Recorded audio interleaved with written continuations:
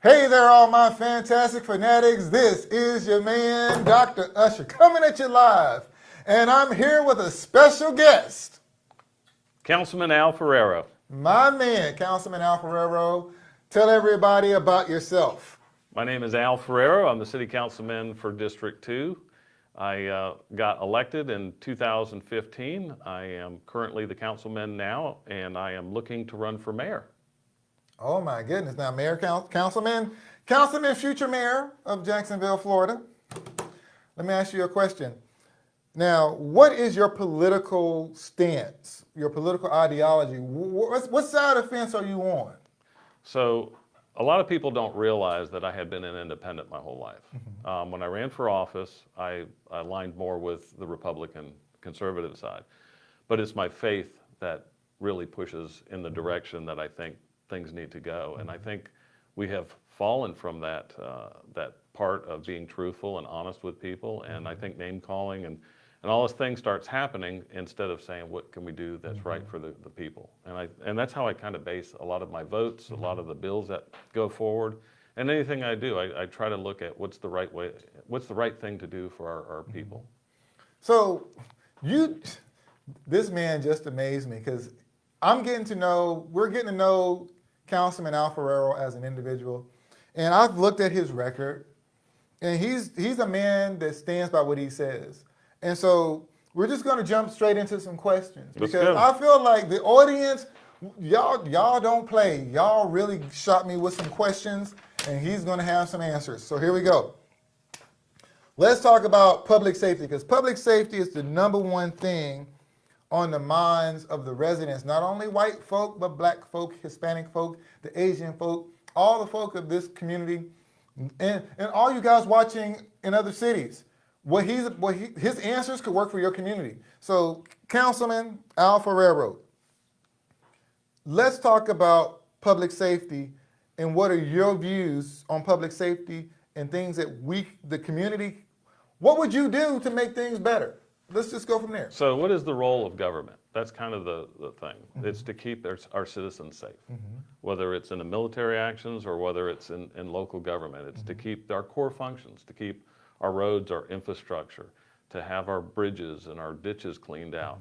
And what you see that's happened in the last couple of years is that you see things haven't been getting done, but people have been overburdened with taxes. And it seems like more is being put on the taxpayer, but people are seeing less that's coming in. So the thing that I want to see is to really get back to the core functions, not to come out and give promises that, it's kind of a pie in the sky. People, no matter what color, no matter what age, no matter what economic they have, they don't want to feel like their money's being wasted.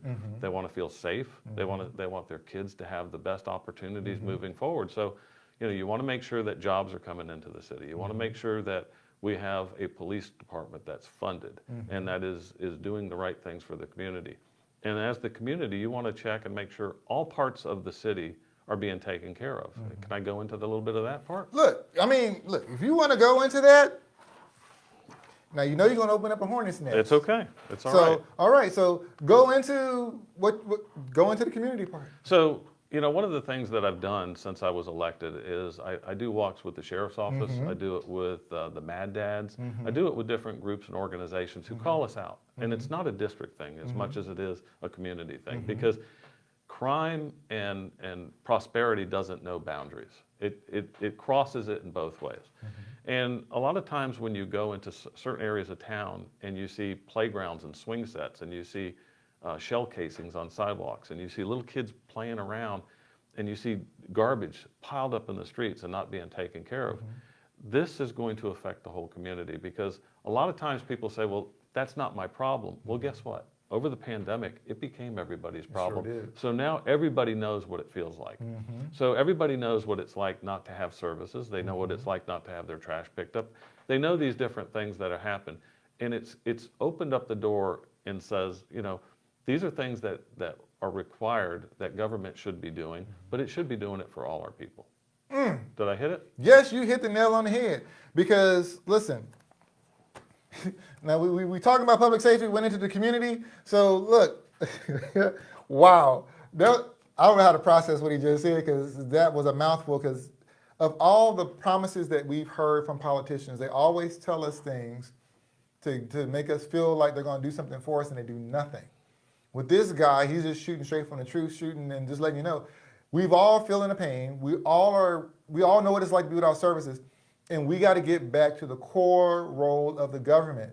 And so, bringing you back to public safety, because I'm gonna talk about that because again, that's a hot topic. And so, when we deal with public safety, I like I shared with a young lady yesterday that was on our show. I have to deal with when I'm driving down the street, stopping at a stoplight. There is these people that are approaching my car, and I don't know if they're trying to hurt me or not. And she mentioned something that you did, and I want you to talk to everybody about what you did to help curb that problem. So we've got a panhandler bill that we're working on right now. I'm doing it along with Councilman Kevin Carrico. And what we're doing is we're looking at how can we make our streets safer for our law-abiding citizens who are working, going to school, going through these intersections. And what's happening is you have people coming up to your window, you got them tapping on it, you've got them holding signs up blocking it. Now you've got children that are along with them that are walking around the cars, either selling things or getting your attention. So to understand what is legal and what's not legal, to figure out where we're trying to go with this. So it's legal to hold up a sign. That's not that's part of the First Amendment. The question and the thing that we're trying to deal with is having where people are knocking at the window or blocking the view of people, or actually stopping them by getting in front of them, or putting children in danger by walking around the cars, because we're worried about a law-abiding citizen who's just trying to go to and from work or school, and all of a sudden now they're gonna either get in an accident, they're gonna run over a kid, or they're gonna be in an accident. And I had somebody who came up to us during this meeting and they says, well, what you're trying to do is you're trying to make poor people criminal, you're trying to criminalize it. And that is absolutely not what we're trying to do. What we're trying to do is say, look, this is a problem we have. We have a problem with homeless veterans. We got a big problem with people who are on drugs and alcohol addiction. We have veterans. We have people who have mental problems. And what we got to do is actually address it. We see it, it's a big problem. And if we just keep handing money out to people on corners, that's not fixing the problem. It's actually, if you've noticed it over the years, it's making it much, much worse. So we're trying to tell people, if you really want to help people out, put money into things like these places. Community-based programs. Exactly, I think, exactly. Because if you do that, that $1 will end up being added through the city or the state, and it could be $3. That goes towards actually fixing the problem, not continue it moving forward. That's what I agree, because I believe the solution to the problem is not bigger government, is putting the money in the hands of community organizations that got boots on the ground. For example, when you're dealing with gun violence and all these things going on, there's only so much that JSO can do. 90% of the problem is going to be dealt with by the community, I believe. Now, address that gun violence issue, because we had that shooting where a young kid was coming out of school and just got gunned down in front of everybody. Talk about that for a moment. So what we really need to do is we need to bring back the community and have them in the fold of the conversation, because it's a breakdown of the family that's happening. Yes, a lot of people are looking to the government to fix the broken family. And we need to do everything possible to make sure that the government's not doing anything to tear apart families. We need to make sure that we are doing everything to keep families together, that we're not trying to get people to where they're dependent on government, to where they're dependent on their own families, and that all these things that happen through the city, everything could be fixed. Everything could be fixed through the process of just letting people teach and keep their children and get back to, how did we get to this point? It didn't happen overnight. Nope, it didn't. And we need to have where parents are parenting our children and teaching it, and that the schools go back to teaching, the things that they're supposed to be doing, the history, the mathematics, history, and part of it is our American history, to talk about our American history. Well, you just opened up a can of worms. Let's talk about it, because we got those statues coming up. Right. And so look, y'all already know where I stand on this issue. I'm a proponent of keeping those statues up. But, what are your views on that statue issue? Because this is part of history, right? Right. So part of it was the city council was supposed to make that decision, and they didn't.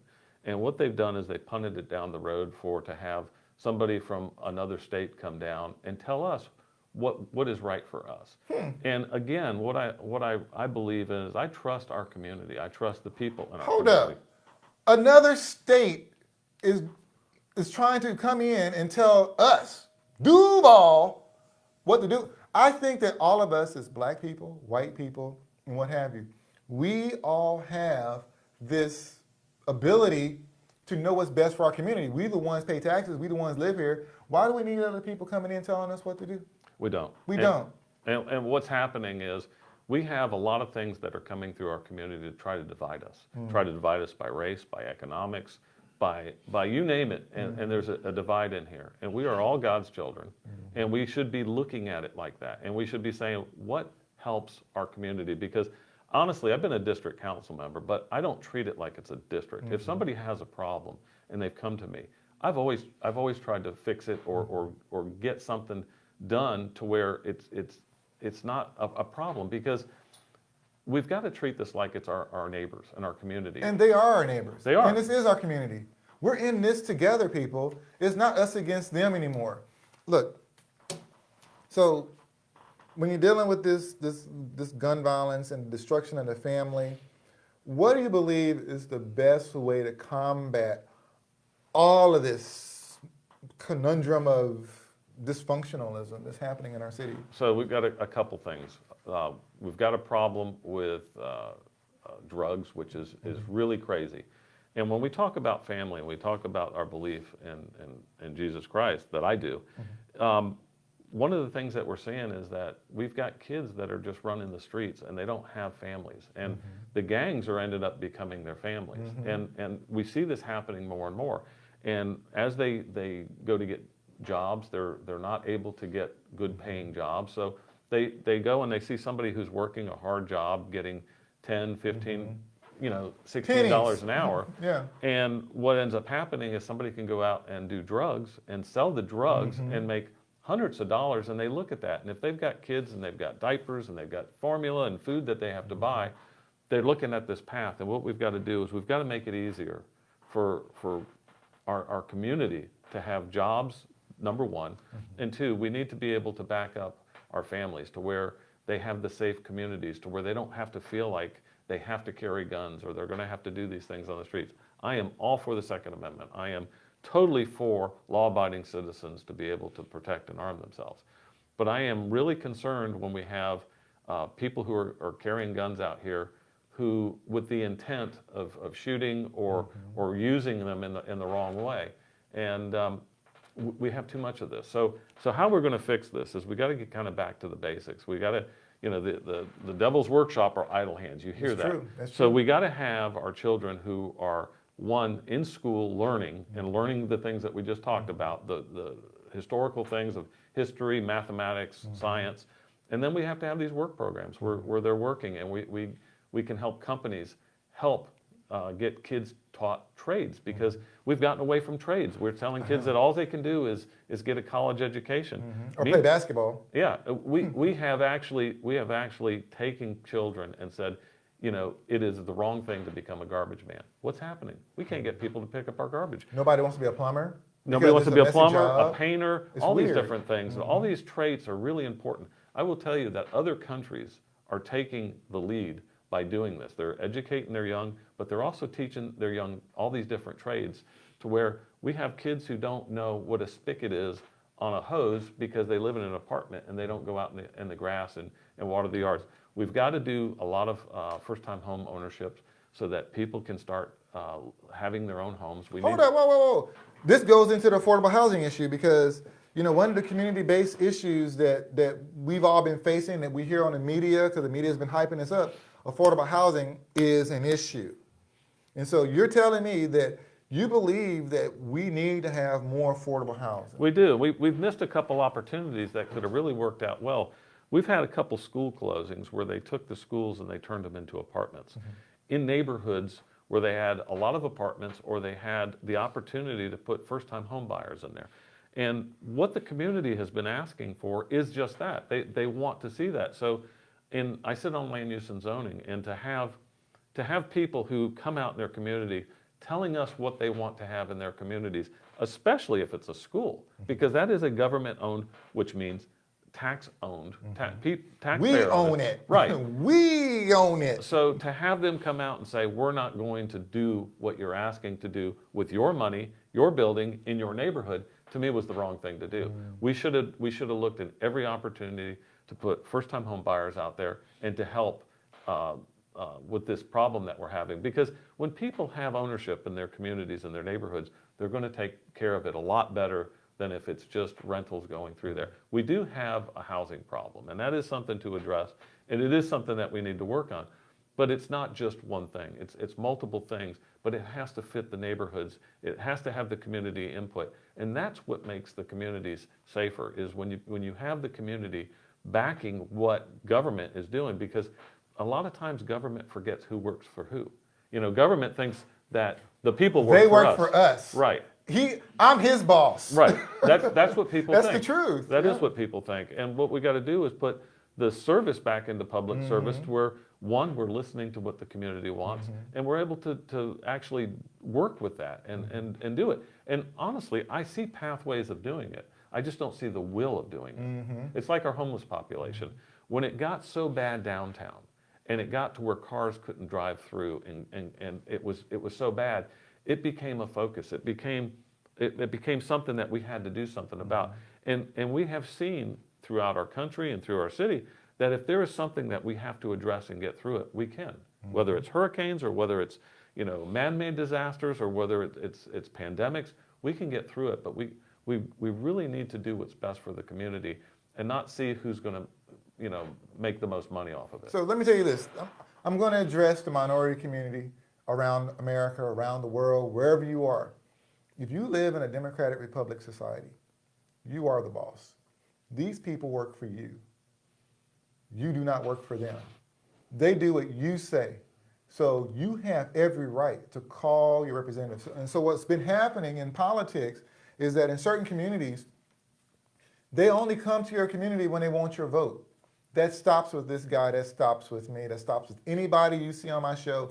We're not playing that game anymore. You call us, even if your water line is leaking, you call. Because you got to understand, this is your community. You pay taxes. You're the one living in that community. And you got to learn that you are the CEO of your house.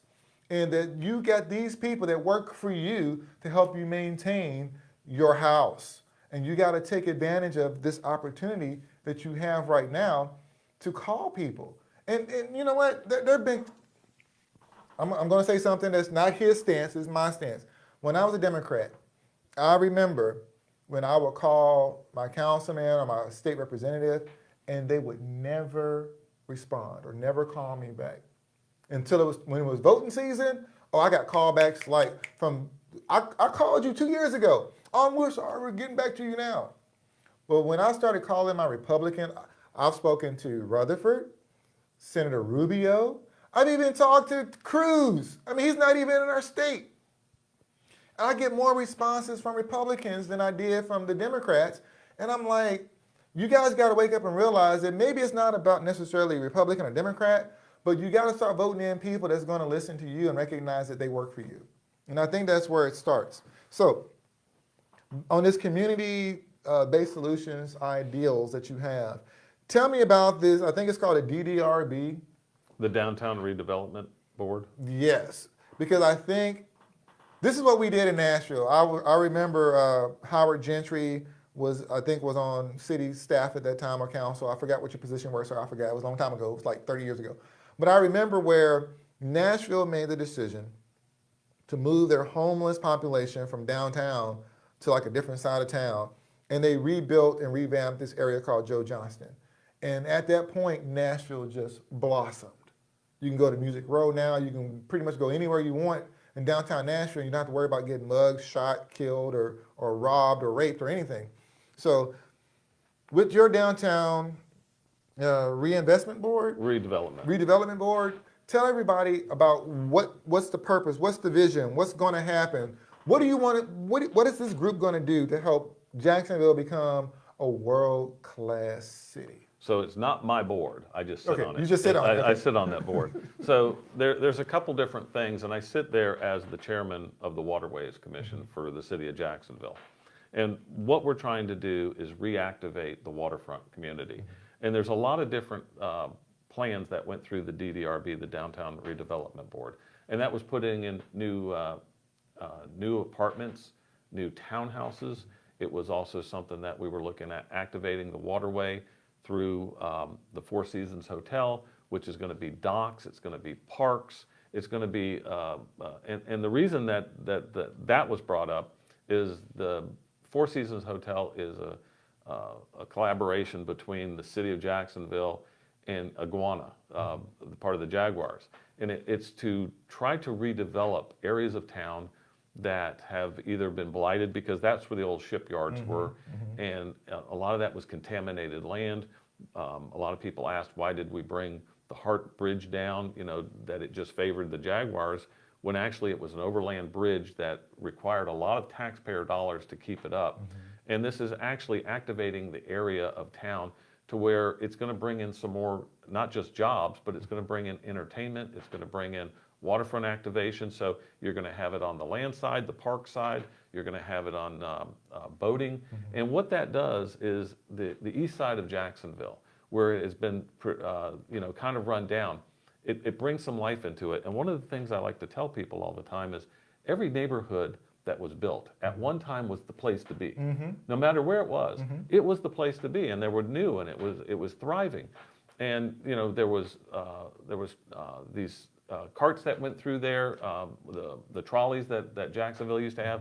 There was a lifeblood that pumped through there. And when all these things disappeared, all these neighborhoods and communities started settling down.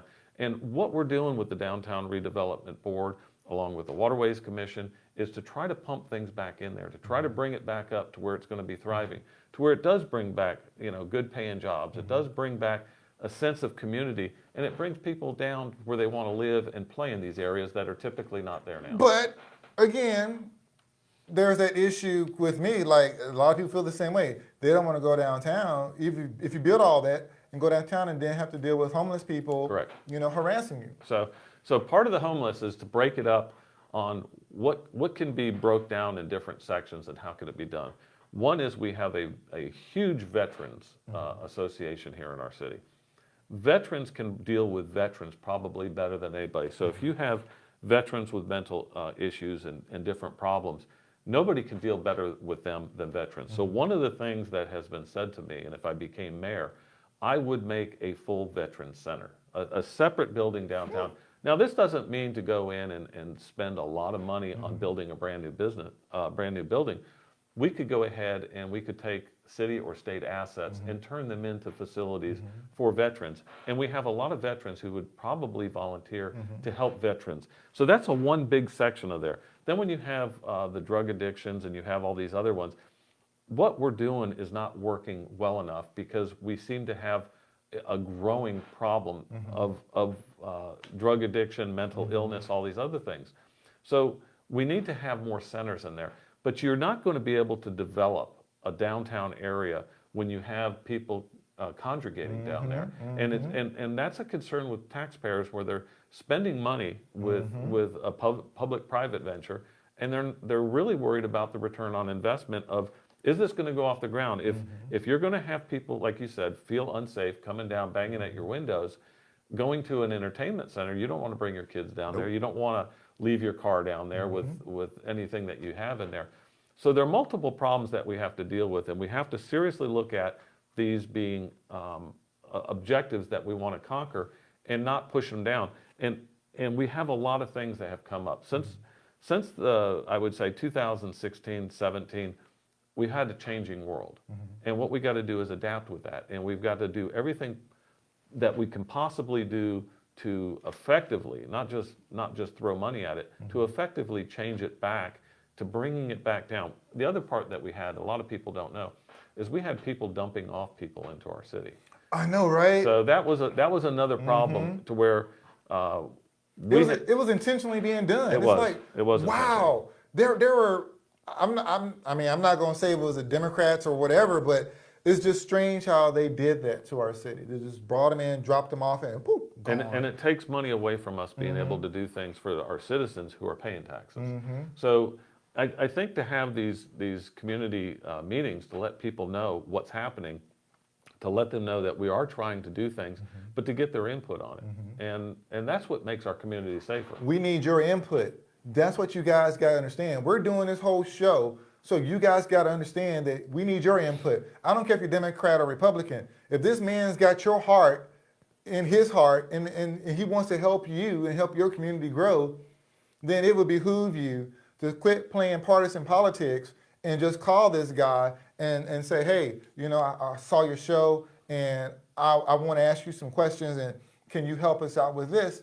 And of course, this man's going to say, yeah, let's work together. Let's come up with a solution. That's what we got to do. We got to start working together, coming up with a solution. No more of this pandering to these special interest groups. We're done. Those rhino days are over. Those specialty groups, it's over. You know, this new generation of politicians that are coming up, God is raising them up to be compassionate and passionate for the community. And so, with that being said, now I would be amiss if I did not ask you questions about that 3-letter word, tax. Because there have been so many taxes increased on us, and it's happening around the nation. I need you to explain to me your tax philosophy or your fiscal policy and explain what can be done to help a community other than raising taxes. Because the taxes not only impacts us, because it increases our prices, it makes gas more expensive, it impacts everybody, north side, east side, south side, and west side. It impacts everybody. So, Councilman, address that issue. We need solutions. Sure. So first of all, you have to ask, what are your expenses before you ask, you know, what is your cost? So I was against. Let me tell you what I opposed. I opposed the gas tax because I thought that was going to hurt the poorest in our community, And it did. and it wasn't going to directly affect them. So the money that they were spending, they weren't going to see it, and they certainly weren't going to see it right away. Hold up, slow down. I want you guys to understand. You people who I don't know anybody that voted for the increase in gas tax on the north side or the west side or the east side, nor the south side. So I don't even know how it passed, but it's not even benefiting the people that need it the most. It's not benefiting me. I'm a business owner. It doesn't benefit me. It doesn't benefit those single moms on the north side, those single dads on the west side. It benefits nobody. So let me ask you this question. How did that vote get passed? So, you know, when jobs get put into the city, they're done by a small select group of people, and they always get the contracts. You hear people saying that the JSEPs and other groups don't get it. And I would like to see a fairer way that people end up getting taxpayer dollars. Now, free enterprise is free enterprise, but when you're talking about tax-paying dollars, you want to see the most money being used and getting done effectively and efficiently. And you want to see it happen throughout the community, not just one area of town, not just downtown, not just Mandarin, not just the beaches or the, you know, you want to see sidewalks and things. And I want to go into something called a CRA here in just a minute too. You want to make sure that the development works out the best way for the communities. But let me talk about a little bit on the school tax. That was the one that just went through. Woo! Now, did it actually pass? So what ended up happening in city council, the only time city council and school gets involved is if they're wanting to pass a tax through. It has to go through city council and be approved to be put on the ballot. So it was approved to be put on the ballot, and it's going to go towards the vote in November here. The thing that people don't understand is it's being sold as giving teachers a pay raise. Understand, and this is the really important part, the school board has twice the amount of money as the city of Jacksonville on taxes. They have twice the amount of money coming in than Jacksonville. With all the roads, bridges, infrastructure we got in, the school has twice that. And the teachers should already be having a raise. So by not supporting it, people will say, well, you're against teachers getting raises, and I'm not. I think teachers do need more money. I do. I would be the first to say that. but they already have the money there to do it. So what's ending up happening is every time we do another tax increase, all they're doing is doing things that divide us, changing school names. They get people to talk about things as a distraction instead of focusing in what is the best for our children. What is going to make our children brighter? How are we going to fix the things that need to be fixed? Let me talk about a minute for that community redevelopment area. That is a special taxing increase, a special taxing in our area.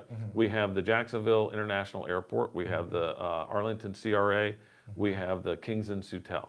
One of the things I noticed on when they did the Kings and Soutel, and I've walked those streets with the business owners and the community out there, and at one time they had, and I'm going to be off on the numbers, but I'll give you an idea of what I'm talking about. Approximates. So there was like $1.5 million, $300,000 in the account.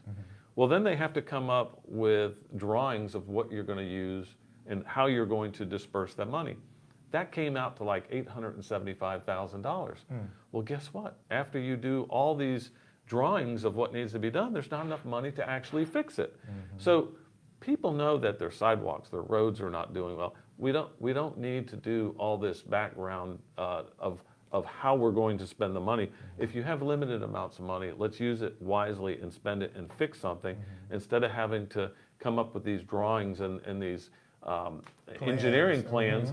So what ends up happening is when you start building up enough money again, guess what? The plans are out of date. Exactly. So and it's a vicious cycle. It is a vicious cycle. A vicious cycle. And when you see these things happening, and as I came in as a new council member, I didn't understand it because a lot of times I would have attorneys explain this to me. I says, I got to go out and explain this to my community. Explain this to me. And they'll go, no, you got it. It's you figured out how this works. So it is so important for the community to get involved, and not so much as to pit heads and go against each other. It's to come up with solutions to fix these problems, because all these problems I'm talking about can be fixed. Because to me, it sounds like cronyism.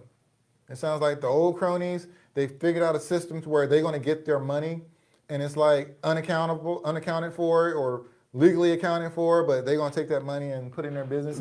They do, and honestly, when you talk about monuments and statues, and you talk about all these different things, it is a distraction to get you off talking about what are the real solutions on fixing our city. And I will tell you that this city can be turned around, I wouldn't say overnight, but it can be turned around fairly quickly. It could be, and we need to fix the crime problem. We have to have the community input. We have to have the community understanding and working with us to be able to fight this. We have to be able to go into these communities to where, and that's one of the things I would do as mayor. One of the first things I would do as mayor is actually going into these communities, riding with the police, getting to know the communities in the areas that have the highest crime. That way the community would know you have the highest elected official in there that is willing to go in those communities so that they can come up and talk with you and know that you're going to do what you say you're going to do on a regular basis. I'm not talking about every election cycle. I'm talking about on a monthly basis to see you. That's what I've done in my community, and it's worked. I'll give you one better. I dare you to do it with a clergyman. You ain't got to ride with the police. Call up one of the local pastors.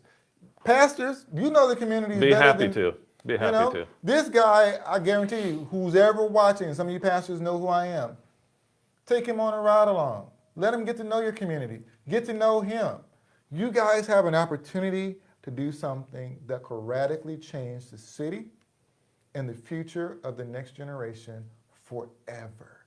But if you keep voting in these wrong politicians, these career politicians, these politicians that are crony connected, you're never going to see Jacksonville change. And blacks are going to get poor, whites, that are rich are going to get richer, and the whites on the west side is going to get poorer, and they're going to keep pitting us against one another. Race this, history this, that, and it's all to stir up the pot so they can get rich and we stay in poverty. And we got a time right now, this is our time, to make this better. So, as we close, is there anything that you want to tell these people before we go? Absolutely. So if you like what I'm saying, invite me out to your community. You can go on our website for the city of Jacksonville. You can look at me for Ferraro at coj.net and ask me to come as a council member. If you want me to come as a mayor candidate, go at alferraroformayor.com. I will come out, I will look at whatever I can, and I will give you an honest answer of what I can do. And I will tell you something. If I don't know the answer, I'll just look you in the eye and say, I don't know, but I'll get the answer to you. This is something that we need to do. We need to change these things. I have a kid too, and I want my kid to come back to the city. And I want the city to be safe, and I want to have every opportunity for my kid, and I want it to happen for everybody else's kid. And the only way we can do that is work together and fix these problems that we have. If we don't, we're going to get the same thing, if not worse. So that's my goal. This is our chance. And I'll have his information on the bottom of the screen or the top of the screen or on our website too at drusher.com. And so listen, everybody, this is your time to act. Gen X, wake up. This is our time. Gen Z, wake up. Millennials, wake up. This is our time. This crony politician crap is over. We have a chance to make a radical change that could benefit everybody. But you got to make that decision right now. Call this man, reach out to him, ask him any question you want. I mean, I try to ask the tough questions. He gave me some good answers. You call him and ask him some of your tough questions. Or you can email me in my inbox, whatever. Just reach out to me. I'll get the questions to him, and if I have to bring them back, I will. I'll come back. You'll come back. I appreciate you having me. Yeah, it's fun. So, with that being said, everybody, I'm going to close with this. Remember my famous saying, do as much good as you can while you can. And the best good thing you can do right now is get guys like him in office, because times are changing. We need to make this change right now, and you got the power to do it. So with that being said, I love you, peace, and we out of here. Goodbye.